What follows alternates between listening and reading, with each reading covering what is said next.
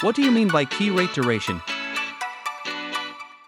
Key rate duration estimates how the value of a debt security or bond portfolio changes at specific points along the yield curve when other factors remain constant. It measures price sensitivity to a 1% yield change at a particular maturity. Key rate duration is particularly useful when yield curve shifts are non-parallel, a common occurrence in financial markets. Unlike effective duration, which assumes uniform interest rate changes across maturities, key rate duration accounts for differences in rate movements among short-term, medium-term, and long-term securities.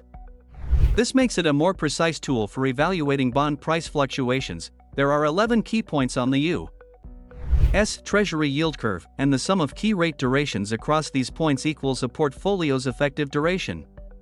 By analyzing key rate duration, investors can anticipate how interest rate changes will affect different securities and adjust their portfolios accordingly. This is especially relevant when dealing with callable bonds, where interest rate movements influence the likelihood of early redemption. Since interest rate changes rarely impact all maturities equally, key rate duration provides a more accurate assessment of value fluctuations than effective duration. Right now, Kalkine is offering a 7-day free trial on its premium research reports. Get access to data-driven market insights combined with an in-depth analysis on financial markets across the globe. Don't miss it. Subscribe for the free trial now.